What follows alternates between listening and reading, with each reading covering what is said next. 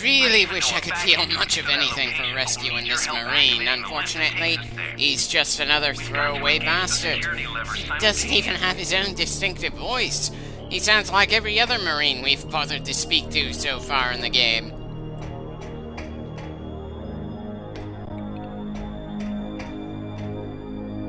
I'll call out the instructions. We must synchronize our movements or the security claims won't release. Are you ready? I'm sure this is going to take a few different tries. Pull. Twist. Remember, Samus, we have to synchronize our moves in order to activate Like with the every other bit of precision motion control bullshittery, a decent amount of the blame can be put on my emulator and how I arrange the control scheme. Pull. Twist. Push. Well, at least you didn't ask for more precision than that. Definitely a relief from where I'm sitting, but are you sure you want to go with us? You were having trouble against a small group of pirates, and I'm afraid that's just a speed bump for Samus. And there are probably a good number of threats that will make those pirates look tame in comparison.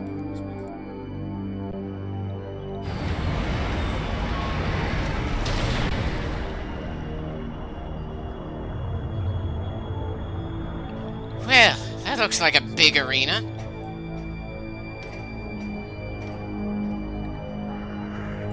I'm sorry, am I supposed to feel unnerved or betrayed here? We literally just met the man.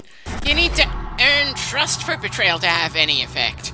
And why isn't Samus just blasting the bastard after getting shot at? Correction. Why isn't she just blasting the bitch? While that was a better start of the boss fight than Gore's is, it still doesn't hold a candle to Rundus's.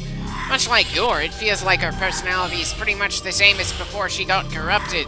And while she doesn't have specific weak points like Gore did, she's a much smaller target overall, making it more annoying to hit her by her constant acrobatics when she's in her base form, which, at least for the first stage or two of this fight, she's not going to stick to. Okay, so she occasionally transforms into other bosses that we've beaten. Kinda reminds me of the first two phases of Proxy in the first Star Wars Unleashed game when we fought against him. Though I generally feel more hyped to fight against Proxy than Gandrea, because he was a bigger part of the story.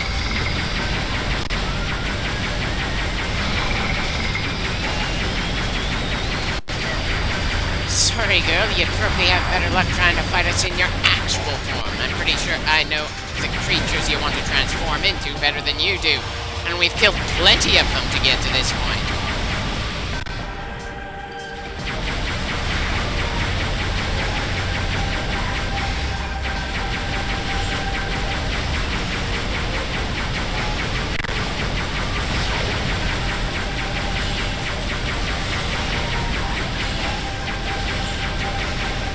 She's definitely a pain in the ass to actually hit, that's for sure, at least in her original form. So far, we've done a lot more damage to her than she's done to us, and that's not a good exchange rate, considering she occasionally drops healing items for us, and we've got a hell of a lot more health bars than her to work with.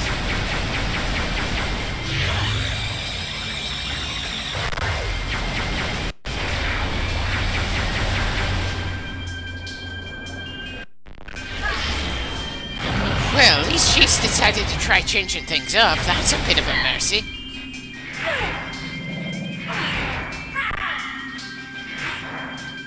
I'm sorry, is this supposed to be in any way scary?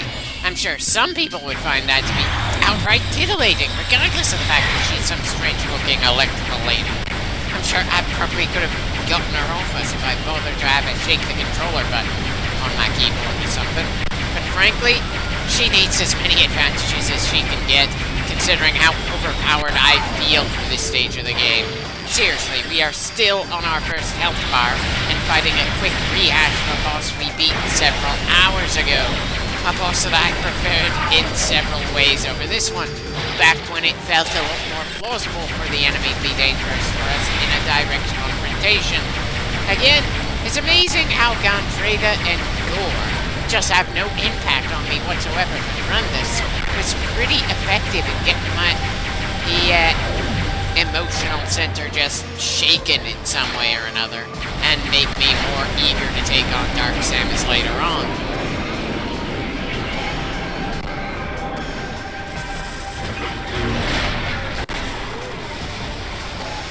Am I supposed to be disoriented trying to remember the weakness of the various foes we fought on our way here?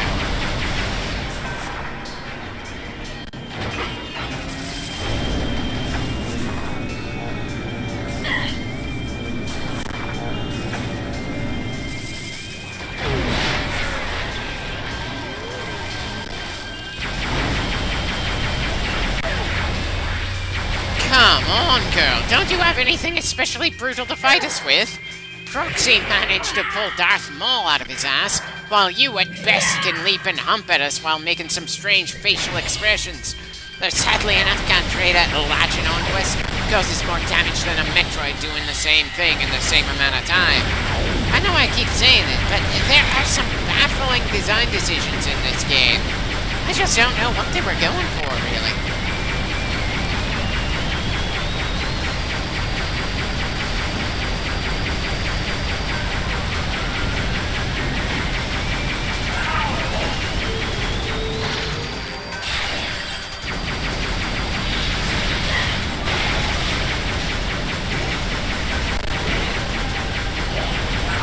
There are just way too many moments where we have to break the temporary shields that Cantreda has.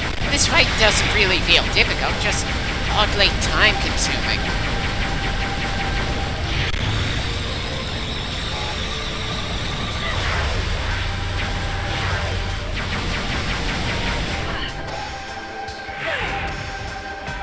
Yeah.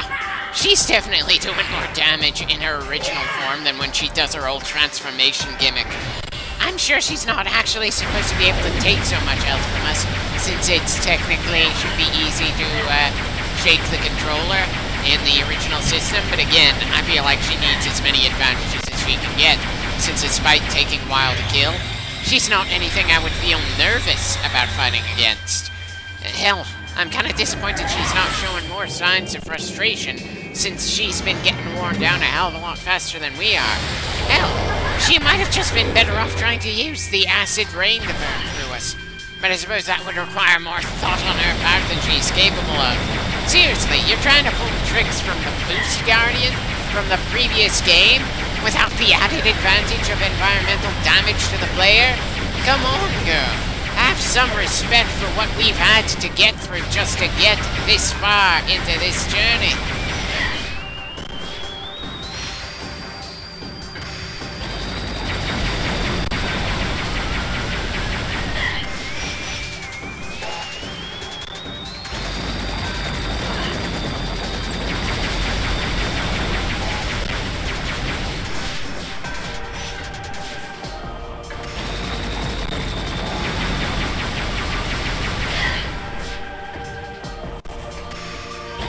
3/4 of her health gone. She just does not feel worth the sheer number of minutes we've been chipping away at her.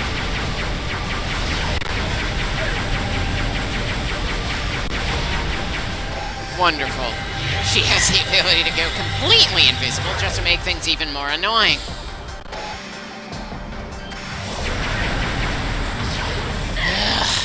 If you're gonna have someone that messes with the visor modes, then at least make it faster to switch visor modes than this. Would it have been better for me to just fast forward through this fight, since I just feel so utterly disinterested in it, considering how long it's gone? Sure, every time she humps us, I kind of want to chuckle, but it's not exactly enough to warrant the fight going on for so many minutes that I had to split things off from the previous clip. The intro to this fight wasn't really terrible, but it wasn't anything great either. She was faking being someone we'd never met before and tried to backstab us as soon as we got to the next room.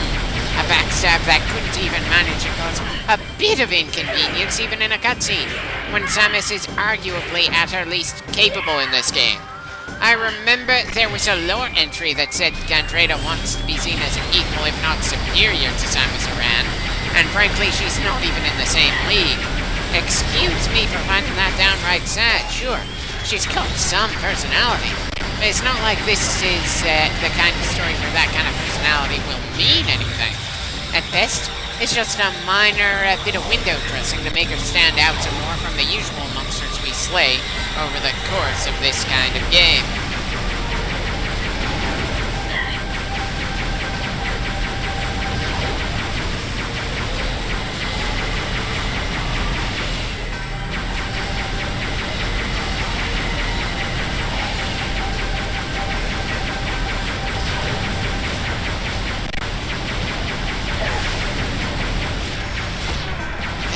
Definitely can't help wondering why she bothered transforming into various monsters earlier, when she's so much more troublesome to damage or hit in general when she's in a regular form.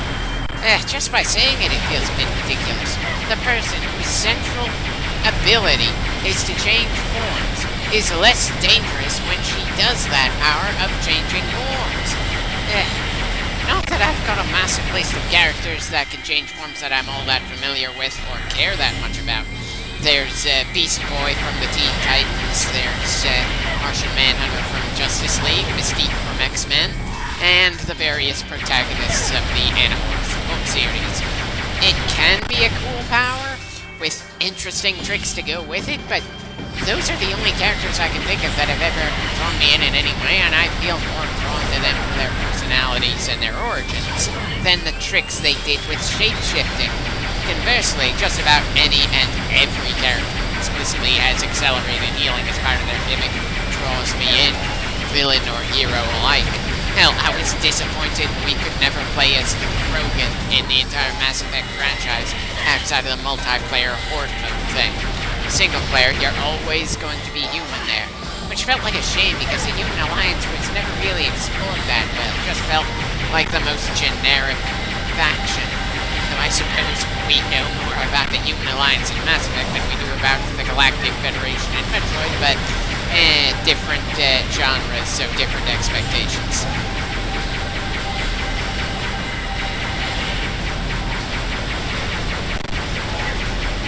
Come on, girl, just let it end already. Why the hell is she so much tankier than Gore, the guy who actually operated a large mech suit?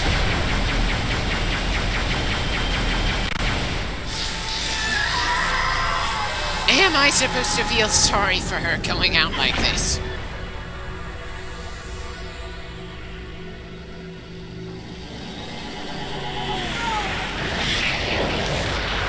And now she's going through all the various forms again, only we're not allowed to see her actually transform, so we're using camera cuts to help skip the animations. Hell, why did Samus have her eyes widen there? Considering her fights against Dark Samus in the previous game, you'd think that she'd be at least somewhat used to seeing a twisted reflection of herself dying in front of her. Or maybe that's just not something you ever get used to, really. It's hard for me to really tell.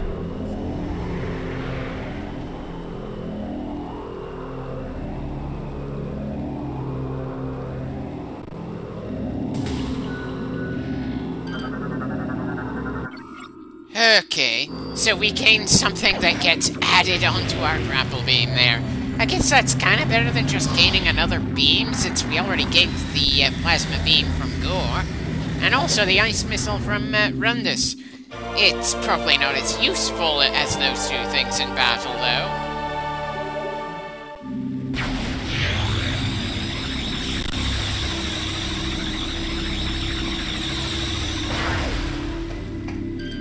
Take energy from objects.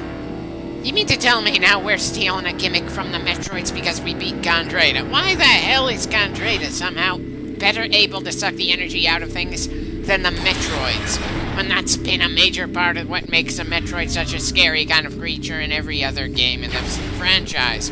Or am I just looking at things in a negative way again?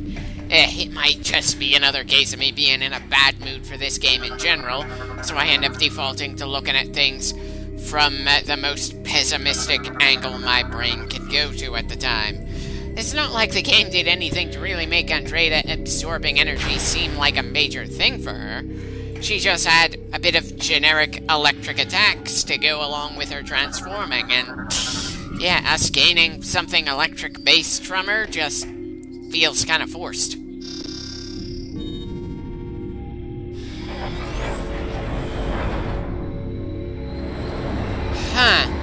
So we just turned on a tram network there. I'm not too sure how useful that's going to be. Still, I suppose there's no harm in checking where it goes, considering we're still exploring new territory.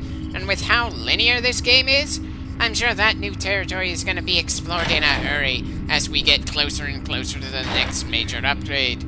Hopefully this sends us close to a save point, if only because it's been a while since we've had the last one.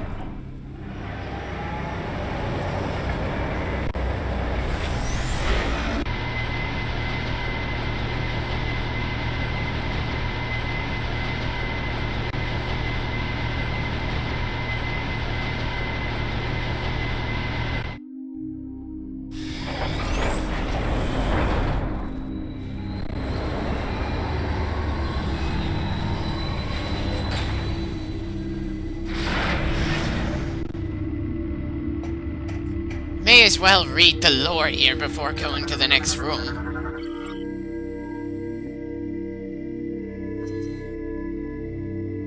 If by wisdom you mean brainwashing you through unspecified means, yeah. I swear, the means by which she managed to take over the space pirates is one of the only plot threads I'd actually be interested in around here. But the writers felt that wasn't really worth elaborating about for some reason. So instead, we just learn more about the Leviathans that slam into planets.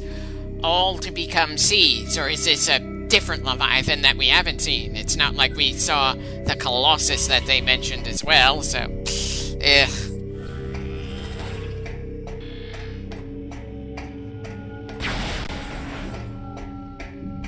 Huh.